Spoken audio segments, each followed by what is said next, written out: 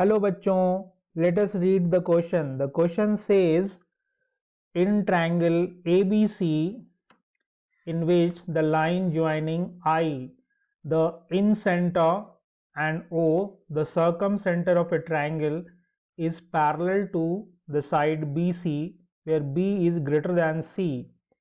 OE and ID are perpendicular on BC.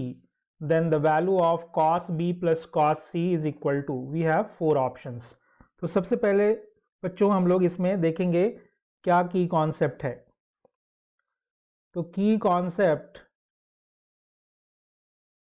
जो है वो सॉल्यूशन ऑफ ट्रायंगल या प्रॉपर्टीज ऑफ ट्रायंगल का, प्रॉपर्टीज ऑफ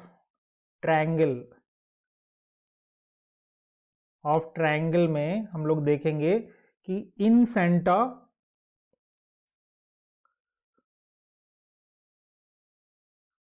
और सरकम सेंटर के बीच, सरकम सेंटर से रिलेटेड जो बातें हैं उसको हम लोग कॉन्सेप्ट को डील करेंगे इसमें. ठीक है.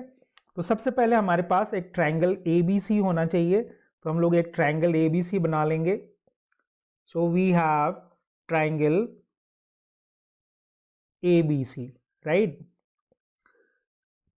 सो this is A, this is B, this is C. अब यहां पे एक I जो है, I the incentre and O is the circumcentre. तो मान लीजिए ये O है जी हमारा, दिस इज द O, और मान लीजिए यहां पे I है इन सेंटर. तो हमें पता है कि सरकम सेंटर एक ऐसे सर्कल का सेंटर होता है जो इस पूरे ट्रायंगल को सर्कमस्क्राइब करता है, इनके एंगुलर पॉइंट से पास करता है. तो O से इस वर्टेक्स की जो डिस्टेंस होगी that will be equal to the capital R, that is the circumradius, right. उसी तरह से इन सेंटर एक ऐसे सर्कल का सेंटर होता है जो तीनों साइड्स को टच कर रही होती है. तो यहां से जो परपेंडिकुलर डिस्टेंस होगा that will be equal to the small r, that is incentre. ठीक. उसके बाद कहा गया है कि OE यानी O से हम BC पे परपेंडिकुलर ड्रॉप करेंगे, इसको नाम देंगे OE. I से भी हम परपेंडिकुलर ड्रॉप करेंगे BC पर और इसको नाम देंगे ID. ठीक. तो I से किसी भी साइड्स का परपेंडिकुलर डिस्टेंस जो है वो क्या होता है, इन रेडियस यानी स्मॉल r के इक्वल होता है. तो ये भी स्मॉल r होगा. चूंकि ये लाइन पैरेलल है BC के, तो और ये इस पे परपेंडिकुलर है, तो ये अगर R है तो ये भी R होगा.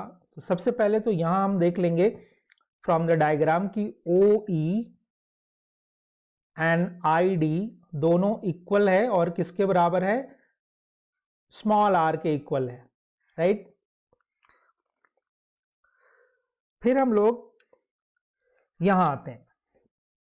अब आइए, चूंकि ये कैपिटल R है तो एक रिलेशन होता है कि सरकम सेंटर का उसके किसी भी अपोजिट साइड से जो डिस्टेंस होता है, this distance is equal to capital R और इसके अपोजिट जो एंगल है उसका कोसाइन.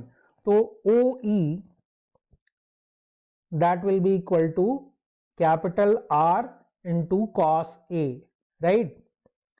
और OE किसके इक्वल है, स्मॉल r के इक्वल. तो इसको हम लोग स्मॉल r लिखेंगे. तो यहां से गाइज हम देखिए हमें क्या मिल जाएगा, cos A is equal to small r upon capital R. This is equation 1. ठीक है. अब आइए हम लोग यहां देखेंगे कि also we know that, also जो स्मॉल r होता है that is equal to 4 into capital R into sine A by 2, sine B by 2 into sine C by 2, right. तो यहां से हम लोग लिख सकते हैं small r upon capital R that is equal to 4 sine A by 2 into sine B by two into sine C by two. Small are upon capital R को अपन cos A लिख सकते हैं, तो हमें यहां मिल जाएगा cos A is equal to 4 sine A by two sine B by two into sine C by two, right. So this is equation 2। ठीक है बच्चों, अब हमें क्या निकालना है, cos B plus cos C की वैल्यू। तो इसके लिए एक हम लोग कंडीशनल आइडेंटिटी यूज करेंगे कि किसी भी ट्रायंगल में हमें पता है कि तीनों एंगल का सम जो है वो किसके इक्वल होता है, पाई के इक्वल होता है। तो यहां से एक इंपॉर्टेंट रिलेशन निकल के आता है, and that relation is cos A plus cos B plus cos C is equal to 1 plus 4 sine A by two sine B by two into sine C by to.